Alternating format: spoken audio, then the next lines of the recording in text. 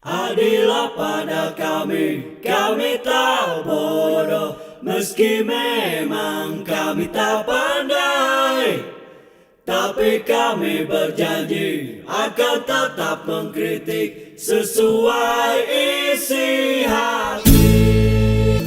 Hei penguasa, ini kami rakyat jelata. Engkau ada untuk siapa?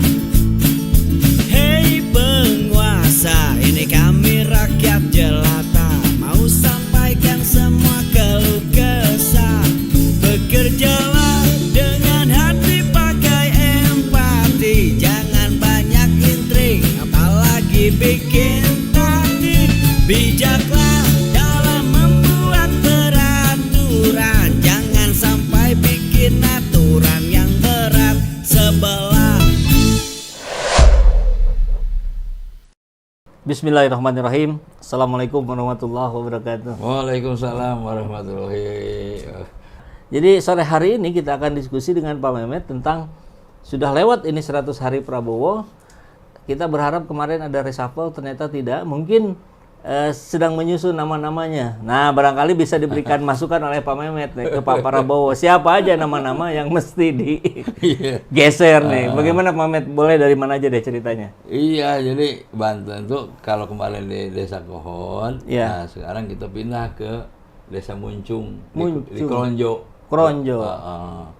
Jadi sama, masalahnya sama, cuman mungkin tidak seganas di Kohon. Ya. Oh. Saya dengar yang kepala desanya udah dipanggil kejaksaan. Iya. Kalau saya sih ingin melindungi kepala desanya. Oh, kenapa? Karena dia yang tahu rahasia segalanya. Iya, kunci. Bisa dihabisin. Kuncinya dia ya. Iya. Bisa ketika sekarang kita tidak tahu keberadaan Arsin, jangan-jangan sudah dibikin nggak ada gitu. Mungkin, sangat mungkin. Oh, Makanya ngeri. ini polisi harus bertanggung jawab. Iya. Kalau Arsin nggak ada, ya mereka lah harus tanggung jawab, harus melindungi ya, karena itu tugas polisi.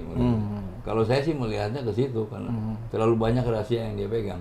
Warisan masalah Jokowi bikin performa Prabowo di 100 hari kerja jadi kurang. Guys, meski banyak yang bilang puas dengan kinerja Prabowo, tapi ternyata semua programnya belum bisa maksimal loh. Dengar-dengar sih warisan masalah dari Jokowi itu bikin programnya Prabowo jadi terhambat guys. Hal ini dijelasin sama Saiful Anam dari Pusat Riset Politik, Hukum, dan Kebijakan Indonesia. Bagi Saiful, emang benar program dan kebijakan Prabowo tuh udah sesuai harapan rakyat, tapi nggak bisa maksimal karena berbagai warisan masalah zaman Jokowi. Contohnya aja korupsi dana bantuan sosial Bank Indonesia, pagar laut, dan juga anggaran IKN yang gede banget. Tapi kalau menurut kalian, udah cukup puas apa belum nih guys sama kinerja Prabowo? Atau masih kurang?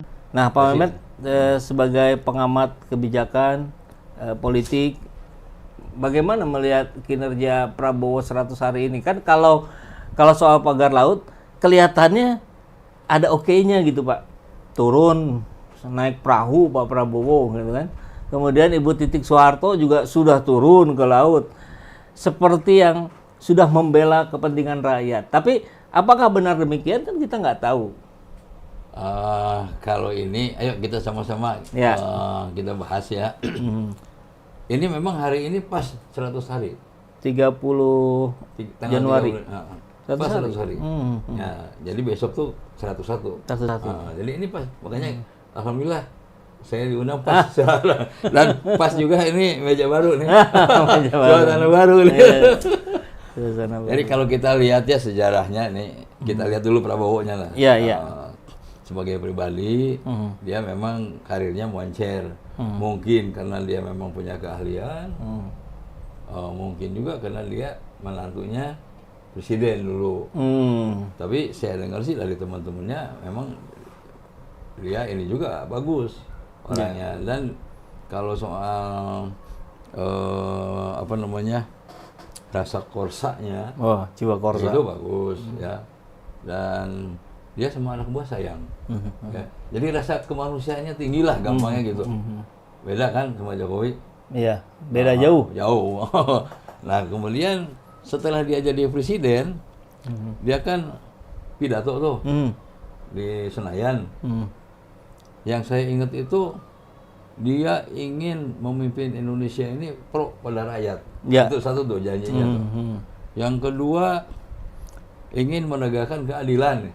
Intinya gitu ya. Ya, Dan yang ya. ketiga korupsi. Ya, berantas korupsi. Soal kesejahteraan dan sebagainya, kalau korupsi ini beres, keadilan juga beres, kan otomatis tuh jalannya. Nah, dalam kaitan ini memang Prabowo pertama kali dia jadi presiden, apa dulu yang diurus coba? Membebaskan hutang nelayan, petani. Emang bener. Iya, iya. Hilang tuh. Di awal itu ya. Ingat saya. Nggak tahu itu siapa yang bayar. Apa Pak Negara Prabowo sendiri, atau apa uang negara? sendiri? Nggak tahu, tapi yang jelas itu sangat membantu buat mereka ya. Ya. Itu tuh. Yang kedua itu ada makan siang gratis. Ini programnya aneh, tapi sebenarnya bagus. Kalau seperti yang dilihat kita di YouTube ya, makanannya begitu kayak sekolah-sekolah yang menginap, itu memang makannya begitu. Nah, kalau yang di dalam benaknya Prabowo ini seperti itu bagus. Tapi kalau sekedar bagi-bagi makanan nanti ini, ya itu nggak bagus. Kalau yang seperti sekolah-sekolah apa namanya, yang nginep di sana tuh kayak Taruna Nusantara, kan SMA-nya nginep tuh. Ya. Ada juga kalau di pesantren, pesantren yang modern, begitu bagus, bagus. Walaupun lauknya satu, ditambah apa namanya sayuran dan sebagainya, itu udah bagus lah ya. Hanya memang ini berat, terus terang berat.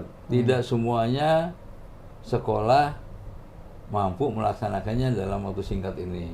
Makanya kan uji cobanya di beberapa sekolah aja dulu. Ya, dan katanya sebagian uji coba juga pakai dana pribadi Prabowo juga ya. Mungkin, sangat mungkin. Ya, karena kan Prabowo nggak mau dia Terganggu, dianggap ya. mengganggu APBN dan Iya, sebagainya. Tapi kalau sudah semuanya, ya itu lebih bagus ya. Dan ini kelihatannya dijalankan secara bertahap.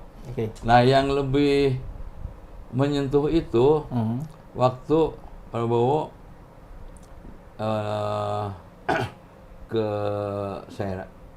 ke Tangerang, lihat pagar laut itu pakai perahu, ya. Jadi dia memutuskan tuh setelah dia lihat. Kalau gitu ini harus dibongkar, ini nggak boleh kalau gini. Ya, ya, ini perbuatan melanggar hukum. Makanya ada perintah langsung di ini kan.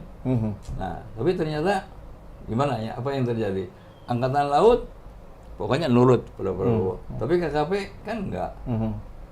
Tapi kalau kita lihat lagi menterinya KKP ini kan, oh ini menterinya Jokowi. Pantes lah dia ini.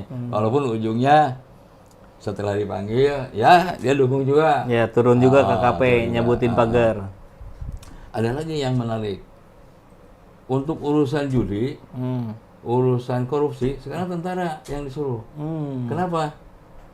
Karena polisi kan nggak dipercaya lah gampangnya gitu ya. Karena selama ini ya mereka diam aja. Masalah ini aja pagar laut, polisi diam-diam aja. Malah terkesan membela. Ya. Wah itu nggak ada misalnya apa namanya pelanggaran hukumnya, belum ketemu siapa orangnya. Padahal udah tahu semuanya di situ ya. Nah ini yang kita lihat bahwa Prabowo memang sudah memperlihatkan bahwa dia pro rakyat gitu. Ya. Bahkan mungkin bukan ini waktu Pak Ibu Titi datang ke sana bersama-sama Anggota Komisi 4. ya dan Angkatan Laut ke sana, ada juga KKP. Saya pikir dihubungin juga, saya mau ke sana dan dikawal oleh tentara. Saya kira ini bagus lah. Ya. Bagus banget lah ya. Nggak ada ceritanya orang-orang DPR ngelihat-lihat yang gitu. Saya belum pernah lihat.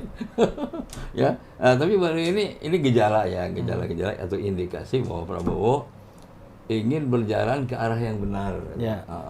Tapi lingkungannya belum benar. belum memungkinkan karena Ya. ini kan banyak menteri yang terindikasi korupsi. Ya. Ya ada berapa tuh ya.